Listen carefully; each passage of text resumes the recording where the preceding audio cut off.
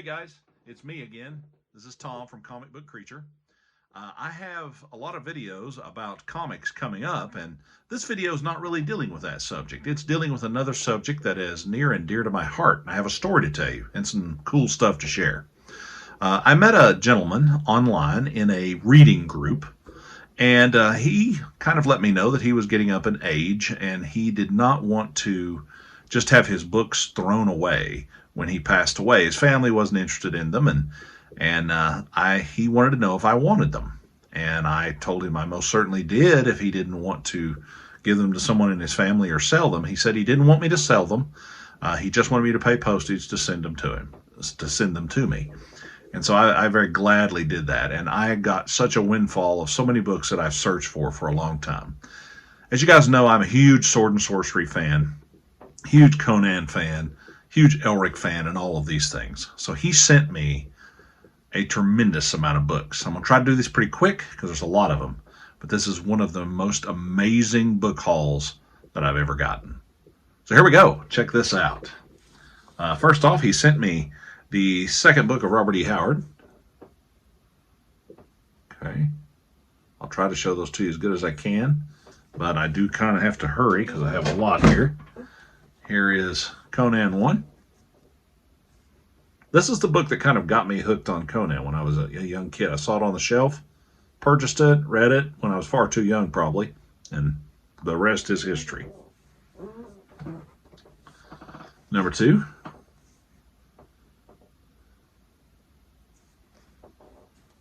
The third book in the series. Just look at the great art.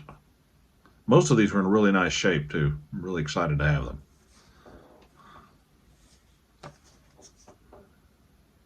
Next one in the series. And this I have a big poster of for my room. It's one of my favorite pieces of art ever. Just love it. They're great.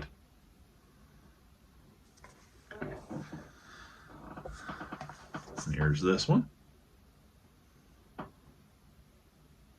Just amazing. To have all these stories is really exciting. I mean, I have the collected Robert E. Howard stories in hardback, and I realize that some of these have been messed with a little bit. I understand that, but I still wanted them. You know, I wanted this version, especially because of the covers and all the stuff involved.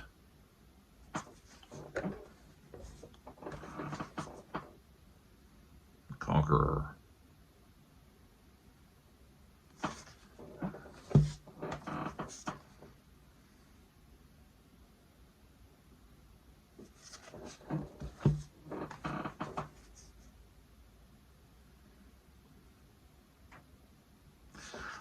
I'm amazed at these, at what we get. These fantastic covers. And such great fun stories. Okay, now that does it for the Conan books, the Robert E. Howard books. But I'm also a huge Lynn Carter fan, and I already have a whole lot of these, but I didn't have these, and so I was fortunate that he sent me these also. Journey to the Underground World. It's the DAW edition. Isn't it beautiful? And amazing. I just love it. The second one.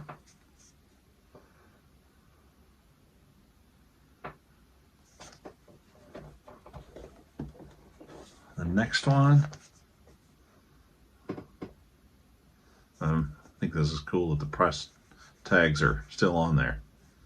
I think that says $1.75. I don't know if I will leave those on or try to remove them. I'm afraid I will tear some of the covers if I remove them, so I'm not real sure. So the next one. Vintage art. Just love it. It's just incredible. Something that I would decorate my entire house with. That kind of art, that style of art, but my wife wouldn't let me do that. But I do have it in my man cave. Okay. And so those are the Lynn Carter offerings that he sent me, and I really appreciate it. Now we got into Fritz Lieber, and I believe it's Lieber. I've always said Lieber. If it's wrong, let me know in the comments. Real excited to have these. Swords and Deviltry. And Swords Against Death. You can still buy these, but in newer editions. But I was so excited to get these older editions with the older art. I'm just beyond happy about it. And I had these boxes sitting all over the floor in my man cave because I wanted to make this video before I put them on the shelf, so I didn't have to pull them back off. So I've been walking around them for a few weeks now, and it's time to get this video made. Love this cover. Swords of Lankamar. I remember buying a D&D like supplement when I was in high school. That was called the Lankamar supplement. Wish I still had it. And then the last one in the series. Beautiful, beautiful. See, a nice mashed my finger the other day there. So, okay, and that's it for the Lieber stuff. I really appreciate getting those too. All right. Next, we get into a fellow that I've always loved, and a lot of you out there know this. It's Michael Moorcock. He has written so many books, and it's really confusing. I'm big into the Elric stuff, but it's really confusing because they've changed titles on stuff. I'm going to try to work my way through this, but I'm going to mess something up, I guarantee you. But here we go. He sent me a lot of this. He sent me City of the Beast. Okay. But it also is City of the Beast or Warriors of Mars. It had two titles, so the Dahl publication put that through. I just saw this. It's a very young Moorcock on the back of that.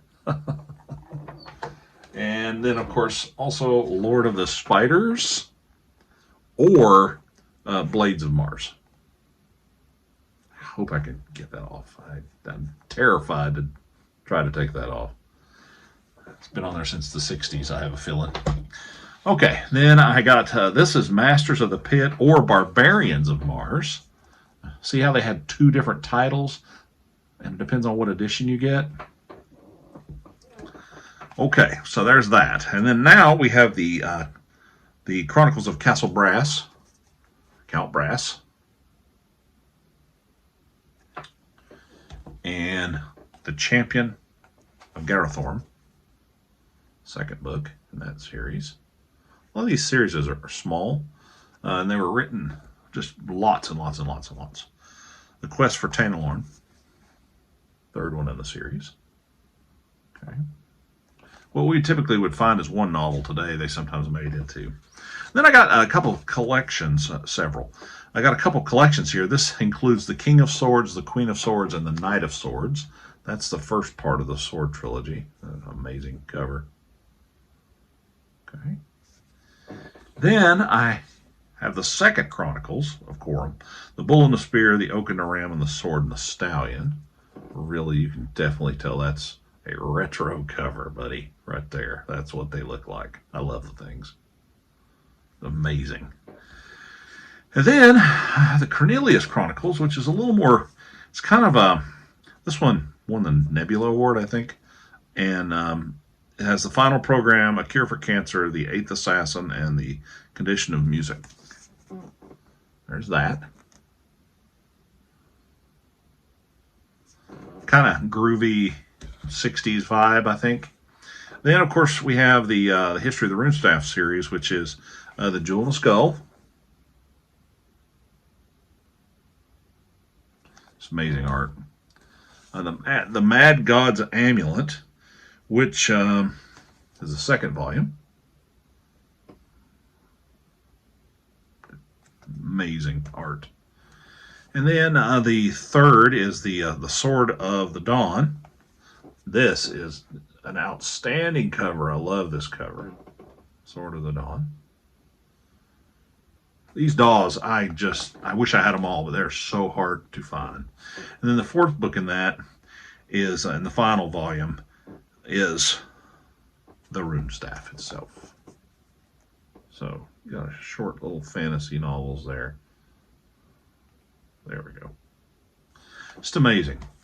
Then we get into, I'm saving the best for last. We get into some pieces here, and I'm not sure exactly where these fit unless they just sort are alone. This used to be called Moorcock's Book of Martyrs, but this is Dying for Tomorrow. It's a really cool cover, very Lovecraftian. And the Silver Warriors, a little more modern looking publication. Then the Rituals of Infinity, which this one was published as the Wrecks of Time originally. So you see how confusing it can get. And the Ice Schooner, beautiful cover. Love it. Then the Warlord of the Air,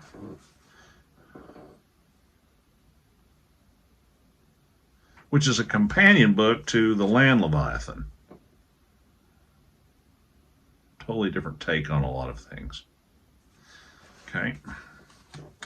Now the best for last. I had one of these, but I'm so happy to have these. Elric, first book. Sailor on the Seas of Fate. Just look at the art. Beautiful. So sorry, I'm trying to make sure the glare is not too bad. I have to tilt it a little bit, I think. Okay. The Weird of the White Wolf. The Vanishing Tower, which I think was originally published, yep, as The Sleeping Sorceress. Look at that. Amazing. The Bane of the Black Sword.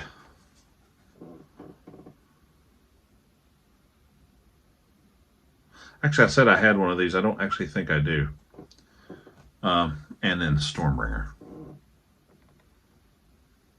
which is oh so wonderful to have. It's fantastic. Okay, then I have a couple of one-offs here that are not, that's the end of the Moorcock stuff, but this, about the Death Dealer, he said, it's very cool, you're going to have to find the rest, because he said I don't have the rest of them. And here's another one. Sort of a one-off also. Just look at the art, look at the art, look at it. Isn't it amazing? It just blows my mind. Such fantastic, fantastic works. The one that I have, the Elric book, that is Elric at the End of Time. That's the one that I had. Now I have more than I had once before. Okay, I have a few more. Be right back. All right, the next part of this amazing book haul is a series that has a tremendous amount of controversy about it. Some people really don't like it. Some groups are pretty upset with it. And, you know, I didn't really even know what it was for many, many years. I did find the movie, and it's pretty bad. There's a couple of films that are based on it. It's just not a very good film, but it's interesting for what it is. But the thing about it is, this series is a little bit, let's say, male-dominated, and it is about some things that make some people uncomfortable sometimes. But then other people have told me that it's an excellent fantasy setting, and that some of the books are good and some of them are bad, and it's still going on. There's some pretty interesting history that goes with this. I think John Norman lost the rights at one point to publish books. No one would publish him anywhere. So he's now finally got the rights back, and he's self-publishing now. And these are from back in the day. And the art is really what sells these books, because it's that traditional type of sword and sorcery book. These originally came out, didn't have this kind of art, but you know, then they realized what would sell them, and that's what they did. I remember seeing them on the shelf as a kid going, man, I want to get one of those when I was reading Conan. It's probably a good thing I didn't. This one's a little messed up. This is, of course, you've probably guessed it, gore. That's the first gore novel right there. It's messed up bad right here, but really it's the only one that's marred. Too bad. Okay. And then here's the second one. Fantastic covers. The third one.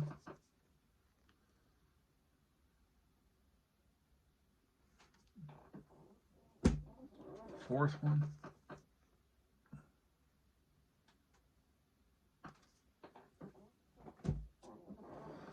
Fifth one.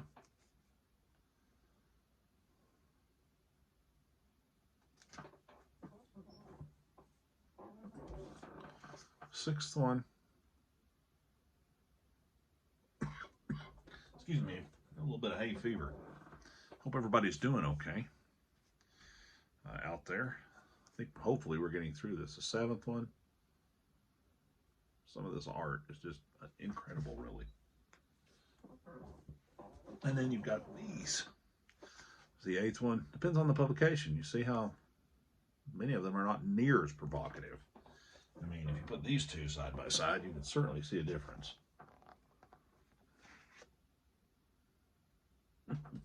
Depending on who published them and when they were published. And of course, here's the next one in the series.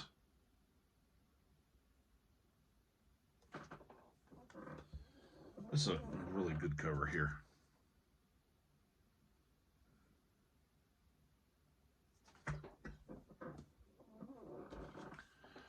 Next one in the series.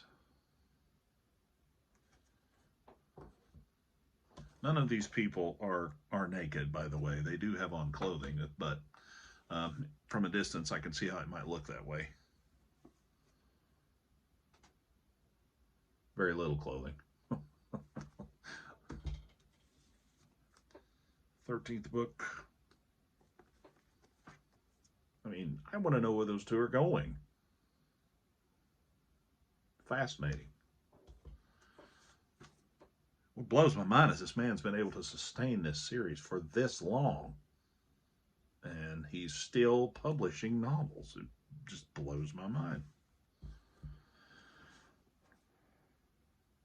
15th book.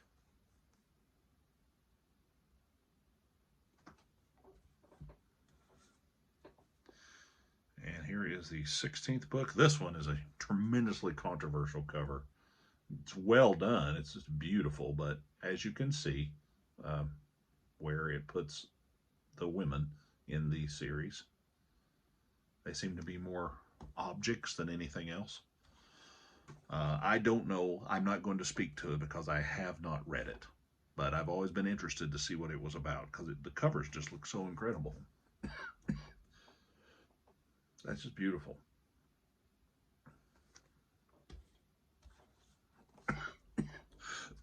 Excuse me.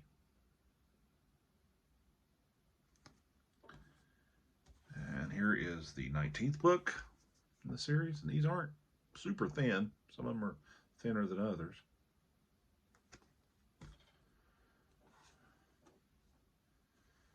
'20th book.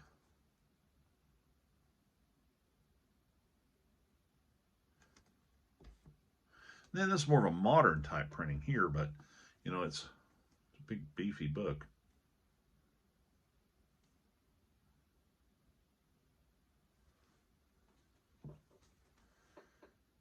And the 22nd book.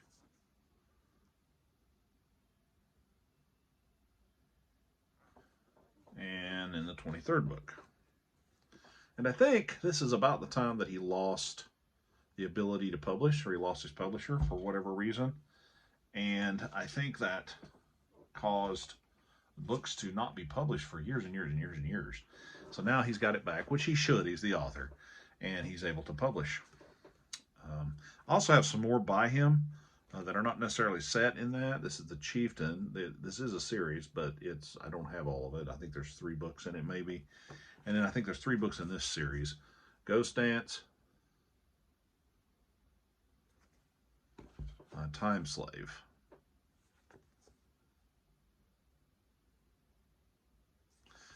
You know, new for gore fans. See, it says up there, they're really pulling on that. And it has a huge fandom, and I find that pretty fascinating. All right, I got one more thing to show you, and they're remarkable. I'm going to have to be very careful with them. I'll be right back. Okay, so the last entry. He sent me some very, very old, very cool Edgar Rice Burroughs. The Monster Men.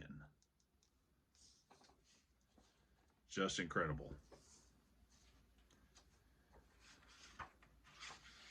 Complete with cool looking strange art. This was published in 1962. But then we get into some stuff that I'm going to have to be really careful with, okay? This is The Land That Time Forgot by Edgar Rice Burroughs. I love this stuff. And it was this was published in, I think he said 1925 or somewhere in there. Yep, 1924. And you'll notice inside it has these plates that are just unbelievably cool. And throughout the book, you have different places that just,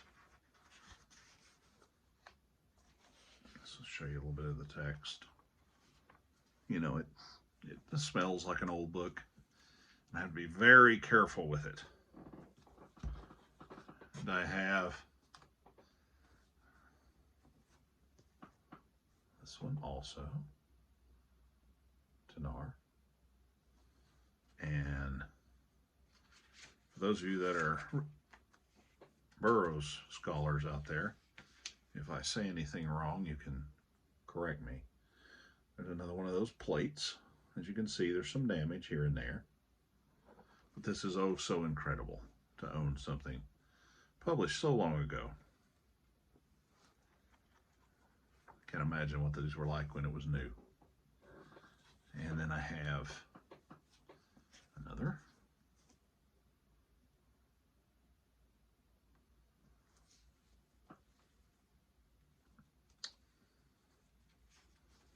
And these were, they just don't do much stuff like that anymore. I wish they did. You know, I really wish they would do a little more of that. It's just incredible to find these old things. Now these are kind of brittle. They're not in great shape, but they are so neat to have at the Earth's core.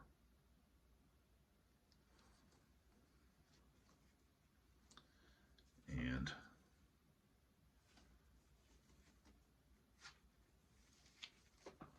there we go. Try to be really careful and show you. And there's some other stuff in here that I think may be plates that have come out of the book that he saved. Okay. Yeah.